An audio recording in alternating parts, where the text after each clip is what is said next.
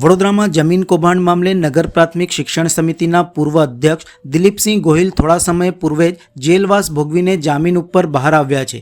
આજે તેઓ દ્વારા પત્રકાર પરિષદ યોજી હતી। ફરિયાદી પરાક્રમસિંહ જાડેજા ઉપર ગંભીર આક્ષેપો કર્યા હતા। તેમણે જણાવ્યું હતું કે પરાક્રમસિંહ જાડેજાએ તેમની સાથે વિશ્વાસઘાત કર્યો છે। તેઓ સમાધાનને બહાને હાજર થયા હતા, પણ તેમને જેલમાં ધકેલી દેવાયા હતા।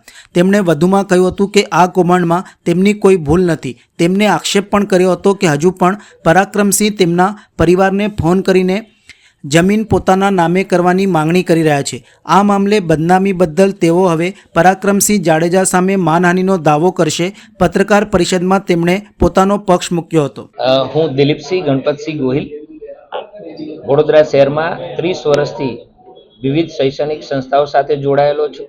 શિક્ષક તરીકે જે છે આ શહેરને 300 થી વધારે વકીલો, 100 થી વધારે ચાર્ટર્ડ એકાઉન્ટન્ટ અને અનેક બેંક મેનેજર એવા કોમર્સ ફિલ્ડના અનેક વ્યક્તિઓ આપ્યા છે। મેં પોતે માસ્ટર્સ ડિગ્રી કરીને LLB પણ કર્યું છે। છેલ્લા ઘણા સમયથી હું પોતે પણ આ પ્રકારના ન્યૂઝથી જે છે વ્યથિત છું। આ પ્રકારના ન્યૂઝથી મારો પરિવાર જે છે એ પણ વ્યથિત છે। મારા પર જે આરોપો લાગ્યા છે એ પાયાવિહોણા છે।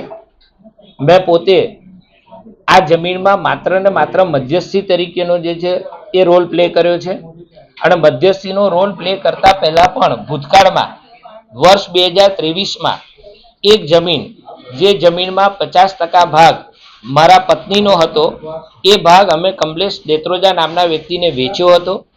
કમલેશ દેત્રોજાએ પોતાનો 50% ભાગ અને અમારા બીજા પારિવારિક સંબંધો જેમની સાથે છે એમના 50% ભાગ એવું કરીને 100% ભાગ પરાક્રમસિંહ જાડેજાને આ વેચેલો છે। આ ભાગ પરાક્રમસિંહ જાડેજા કમલેશ દેત્રોજાના સીધા સંપર્કમાં છે। ત્યારબાદ આ જે જમીનને લઈને જે વિવાદ ઊભો થયો છે એ શુક્લીપુરાવાળી જમીન સર્વે નંબર 215 જે છે એ જમીન પણ કમલેશ દેત્રોજાના કૌટુંબિક કાકાની છે અને એને એવું કીધું કે ભાઈ મારા કાકાની જમીન છે ને આ વેચવી છે। એટલે ફરીથી જે છે એ વર્ષ 2023માં જે રીતના મેં જમીન વેચી આપી હતી એમને, એ રીતના મેં બેઠક કરાવી। પરાક્રમસિંહ જાડેજાએ ટોકન આપ્યા બાદ કમલેશ દેત્રોજાએ 2 મહિનાનો સમય લીધા બાદ એવું કીધું કે મારા કાકા હવે જમીન વેચવા માટે તૈયાર નથી, તમે પૈસા પરત લઈ લો। પરાક્રમસિંહ જાડેજા એ પરત પૈસા લીધા નહીં અને એવું કીધું કે ભાઈ હું જમીન માટે પૈસા આપું તો જમીન જ લઉં। તારા કાકાને એવું હોય તો મારી વાત કરાય, હું એમને સમજાવું, અથવા તો તારે સમજાવવા માટે સમય જોઈતો હોય તો હું સમય આપું, પરંતુ હું તો જમીન જ લઈશ। અને ત્યાર પછી પરાક્રમસિંહ જાડેજા અને કમલેશ દેત્રોજા સીધા સંપર્કમાં છે। ત્યાર પછી પણ આ જમીન પેટે અનેક વાર જે છે એ નાણાંની ચૂકવણી સીધા જ પરાક્રમસિંહ જાડેજાએ મારી જાણ બહાર, હું મધ્યસ્થી હોવા છતાં પણ મને ઇન્વોલ્વ કર્યા વગર આ જમીનના પૈસા ચૂકવતા રહ્યા છે। આ જમીન જે છે એનો દસ્તાવેજ કમલેશ દેત્રોજાએ, પરાક્રમસિંહ જાડેજા અને આ દસ્તાવેજમાં જે છે જે સાક્ષીઓ, જેમાં પરાક્રમસિંહ જાડેજાના જે છે વિશ્વાસુ માણસો સાક્ષી તરીકે ઊભા રહીને એમને આ દસ્તાવેજ કરાવ્યો છે। દસ્તાવેજ માટે જે છે મને કોઈ પણ પ્રકારની જાણકારી નહોતી। એ લોકોએ સીધા નાણાકીય વ્યવહાર એવું પણ બની શકે કે મધ્યસ્થી તરીકે જે છે મને જે કે કમિશન પેટે રૂપિયા આપવા પડે, ન આપવા પડે, એટલા માટે પણ આવું કંઈ કરી શકે, એવું બની શકે। પરંતુ આ દસ્તાવેજ થયા પછી 2 મહિના પછી જે છે એમની એન્ટ્રી પણ પડી ગઈ અને ત્યાર પછી દસ્તાવેજ જેના નામે હતો, મૂળ જે જમીન માલિક હતા, એને 135 દીની નોટિસ મળી। ત્યારે મૂળ માલિકે જે છે એ મૂળ માલિકે અહીંયા કમિશનર શ્રીની ઓફિસમાં 13મી ડિસેમ્બરે એક અરજી કરી। જે 13મી ડિસેમ્બરે અરજી કરેલી છે એ અરજી પર આજ સુધી કોઈ પણ પ્રકારની કાર્યવાહી થવા દીધી નથી અને હું 8મી તારીખે જે છે મારા સનના કોન્વોકેશનમાં નહોતો જઈ શક્યો, પ્લસ 6 મહિના પહેલા મારો બીજો સન છે એની દુબઈમાં એક કંપની રજીસ્ટર્ડ કરી હતી, એનું મેડિકલ અને બાયોમેટ્રિક બાકી હતું। 8મી જાન્યુઆરી અહીંયાથી નીકળ્યો, ત્યારબાદ જે છે ઉત્તરાયણના આગલા દિવસ 13મી જાન્યુઆરીએ પરાક્રમસિંહ જાડેજાએ અરજી કરી અને ઉત્તરાયણ વાસી ઉત્તરાયણની રજાઓ હોવા છતાં પણ કોઈ પણ પ્રકારના નિવેદનો, કોઈ પણ પ્રકારની જે છે કાર્યવાહી વગર સીધી જે છે 19મી તારીખે જે છે FIR ફાટી ગઈ। એટલું નહીં, આ FIR ફાટ્યા પછી જે છે મારા વકીલશ્રીએ કીધું કે તમારે હાઈકોર્ટમાં જઈને કોસિંગ પિટિશન કરવી જોઈએ અને સાથે સાથે જે સ્ટે લાવવો જોઈએ તો જ તમે આવી શકશો, કારણ કે ગણતરીના દિવસોમાં જ મારા વિરુદ્ધ આઉટલુક નોટિસ પણ કાઢી નાખી. આ જમીન જે જગ્યાએ આવી છે એને અડીને રમેશ પટેલ ઉર્ફે મહારાજ એમની પણ મોટી જમીન છે. આ બંને જમીનને અડીને 75 મીટરનો રિંગ રોડ નીકળે છે. જો આ બંને જમીન ભેગી થઈ જાય તો ખૂબ મોટી જમીન ત્યાં ઊભી થાય. 75 મીટર રોડ ટચ છે, જેના કારણે ખૂબ મોટી જે છે એની ઇન્કમ પણ ઊભી થાય, ખૂબ મોટી એની વેલ્યુએશન થાય. એટલે આ લોકોએ જમીન જે છે એ કોઈ પણ ભોગે જમીન મળી જાય એવા પ્રયત્નો કર્યા. હું જ્યારે વિદેશ ગયો ત્યારે વિદેશથી આ કોસિંગ પિટિશનની હિયરિંગની મેં આ જોઈ અને ઘણો સમય થયો. ત્યારે મેં જ પરાગમસિંહ જાડેજાને ફોન કરીને એવું કીધું કે બાપુ આ જે કંઈ છે એમાં હું તો મધ્યસ્થી છું.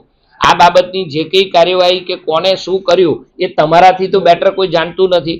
તો બેટર છે કે હું ત્યાં આગળ આવું અને બાકીનું કે હું પણ વિદેશ રહે આજે 5 થી 6 મહિના થઈ ગયા.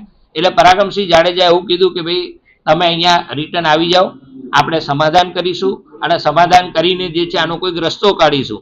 પરંતુ મને અહીંયા બોલાવ્યા પછી આપે જેમ હમણાં કીધું એમ કે ભાઈ દુબઈથી મારી ધરપકડ થઈ છે, 4 ટીમ બનાવીને દુબઈ આવી. દુબઈમાં જે છે તમે પોતે જાણો છો કે ભારતની અને દુબઈની આવી કોઈ ટ્રીટી નથી. દુબઈમાં જઈને આપણે ત્યાં કોઈને સીધા ધરપકડ કરી શકતા નથી. હું માત્ર ને માત્ર સ્ટેની રાહ જોતો હતો, પરંતુ સ્ટે હાઈકોર્ટમાં સતત 2 મહિનાની તારીખ પડતી હતી એટલે સ્ટે નહોતો મળ્યો. એટલે મારે જે છે આવીને મારી ધરપકડ થવાની હતી એ ચોક્કસપણે જે નિશ્ચિત હતું. તેમ છતાં પણ મારા આવવાની જે છે એ એર ફ્લાઇટ ટિકિટ પણ જે છે એ મેં પોતે પરાગમસિંહ જાડેજાને મોકલેલી છે. આપ એમના વોટ્સએપ ચેક કરી શકો છો. અને ત્યારબાદ મારા અહીંયા આવ્યા પછી જે છે મીડિયાના માધ્યમથી કે મારી ધરપકડ થઈ છે, મેં આ પ્રકારનું જે છે ખોટું કર્યું છે, એવું અનેક રીતના જે છે જે મારી 30 વર્ષની શિક્ષણ સમિતિના ચેરમેન તરીકે અને શિક્ષક તરીકેની જે મેં છાપ ઊભી કરી હતી એ છાપને નુકસાન પહોંચાડે એ પ્રકારના જે છે મીડિયાના માધ્યમથી જે છે સ્ટેટમેન્ટ અપાયા. એનાથી હું પોતે અને મારો પરિવાર ખૂબ દુઃખી. ચોક્કસ એમનું પોતાનું એવું કહેવું હતું કે આખા શહેરમાંથી ઘણા બધા લોકોએ મને એવું કીધું કે આ વ્યક્તિ ઉપર તે ખોટો જે છે કેસ કર્યો છે અને જો તું અહીંયા આગળ આવે અને તું સ્ટે લઈને આવે કે આગોતરા જામીન લઈને આવે તો જે છે એ ચોક્કસપણે એવું પ્રૂવ થાય કે મેં ખોટો કેસ કર્યો છે. જો તું અહીંયા આવી જાય તો ભલે તારે જેલમાં રહેવાનું થાય, પરંતુ જે છે તારું ટિફિન લઈને હું આવીશ અને સાથે સાથે તારો જામીન જે છે પરાગમસિંહ જાડેજા હશે અને માત્ર 24 કલાકમાં હું બહાર કાઢી લઈશ. આ પ્રકારની જે છે બાંયધરી મને આપેલી. મને પણ ખબર હતી કે કેટલી કાયદાકીય પ્રક્રિયામાંથી મારે પાસ થવું જ પડશે, પરંતુ જે છે મને પોતાને એવું થયું કે ભાઈ આટલા વર્ષોના સંબંધો જો સચવાઈ જતા હોય તો ભલે થોડી ઘણી તકલીફ વેઠવાની થાય, પરંતુ જે છે આપણે એક વિશ્વાસ મૂકીએ અને એમના પર ભરોસો મૂકીને હું આવ્યો. ચોક્કસપણે આ સમાધાનની ફોર્મ્યુલાના ભાગરૂપે જ હું અહીંયા આવ્યો હતો, પણ આયા પછી સમાધાન કરવાની જગ્યાએ આખું જે છે એ ખૂબ અલગ પ્રકારની જે છે પ્રતિક્રિયા એમની રહી છે. મારા કાયદાકીય જે પ્રક્રિયા ચાલી જ્યાં દરમિયાન હું રિમાન્ડમાં રહ્યો એ દરમિયાન પણ સતત એમના પર્સનલ અંગત ફોનથી, વોટ્સએપ કોલ નહીં, સીધા જે છે ફોન, જે કોલ ડિટેલમાં તમે બધા કાઢી શકો છો ડિટેલ, એ ડિટેલમાં આપ જોઈ શકો છો કે સતત 21 વખત મારા પત્નીને એમને ફોન કર્યો છે, મારા સસરાને 7 વખત ફોન કર્યો છે અને એ ફોનમાં સતત એવું દબાણ કર્યું છે કે તમે ફલાણી જમીન જે છે એ મારા નામે કરી દો. અને ત્યાર પછી પણ સતત જે છે એ હું રિમાન્ડ પૂરા કર્યા પછી મને પણ સીધા જે છે અત્યારે ફોન આવી રહ્યા છે અને અમને પોતાને થોડો એવો ડર પણ છે કે કોઈ બીજી કાર્યવાહી થાય, કોઈ પણ પ્રકારના જે છે બીજા ખોટા કેસોમાં જ્યારે ધારો કે અમને ફસાવે કે કોઈ રીતના બીજી રીતના અમને હેરાન કરે, કણરગત કરે, એના કરતાં બેટર છે કે કોઈ કાયદાકીય પગલાં લઈને અને જે છે આપણે કાયદાકીય રક્ષણ મેળવવું જોઈએ. જુદા જુદા જે છે જો અમે પણ બિઝનેસ કરીએ છીએ, ક્યારેક કોઈકની જોડે જે છે નાણાકીય કોઈક લેનદેન હોય તો એમાં જે છે અને જેવી રીતના જે છે આ જે રમેશ પટેલ ઉર્ફે મહારાજ છે, એ રમેશ પટેલ મહારાજ જે છે એ એમને જે કેસ કરાવ્યો છે ખરેખર ખોટો કેસ છે કે જેમાં એમને એવું લખ્યું છે કે મેં એમની બેંકમાંથી સેલ્ફ ચેકથી પૈસા ઉપાડ્યા. કોઈ પણ રકમ 50,000 થી નીચે એમને ઉપાડી નથી. 50,000 ની ઉપરની જ્યારે રકમ ઉપાડે ત્યારે વ્યક્તિએ જે છે એનું પાન કાર્ડ ત્યાં આપવું પડે છે, ચેકની પાછળ જે છે એની પોતાની સાઇન કરવી પડે છે અને હવે તો બેંક મોબાઈલ નંબર સહિત લખાવે છે.